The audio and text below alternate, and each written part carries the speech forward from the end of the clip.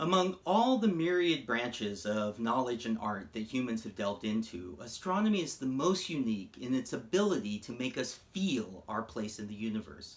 Contemplating humans and our activities in the cosmos is a humbling and character building experience. This was the very first family portrait of the Earth and Moon ever taken. Small and alone in the void, bathed in the feeble light of the sun.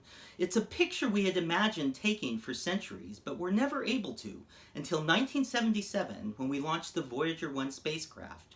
Just 2 weeks after launch, it turned homeward and took this picture of our planet. More than any other human creation, Voyager embodies the power of our ingenuity and our ability to solve problems. Currently, Voyager 1 is sailing the void between the stars, traveling faster than any object ever built by humans. It's the first spacecraft to leave the solar system and is almost 4 times farther away from the sun than Pluto is. The last picture it ever took was in 1990 and is arguably the most famous. It's called the pale blue dot. That dot there, that's Earth. And staring at that tiny speck really forces us to recognize the conceit of our imagined importance in the cosmos, which is one of Voyager's most important legacies. When it falls silent 10 or 20 years from now, it will drift alone for the rest of eternity, an artifact of our civilization. What will become of it? Well, to think about that, I think about other ancient human civilizations. So 6,000 years ago, what we regard as the beginnings of modern civilization arose in Mesopotamia, the land between the Tigris and the Euphrates rivers in what we today call the Middle East. In a very real way, agriculture was the technology that allowed cities to become a thing. That technology itself evolved into other technologies over time, and those technologies transformed our civilization. One such technology is writing. This is Sumerian cuneiform, which arose in Mesopotamia at this time. And today we have examples of it, small, tiny shards in clay tablets, and we use it to try and understand the culture. But we have no diaries, no photo albums, no direct voice of anyone. Voyager is a shard of our civilization, and it's more than a camera and a robot. It carries amidships a brief diaries of humans and that we hope to someday be.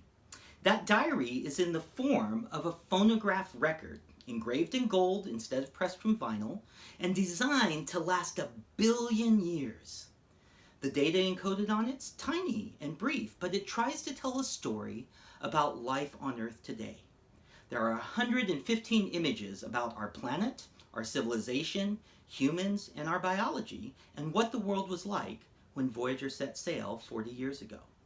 It contains greetings in 55 languages and 90 minutes of music, ranging from percussion from Senegal, Stravinsky, Chuck Berry and the Night Chant of the Navajos, panpipes from the Solomon Islands, blues from Blind Willie Johnson. In all, 29 songs. There's one final message, handwritten, engraved in the face of the record in English, that reads, "To the makers of music, all worlds, all times."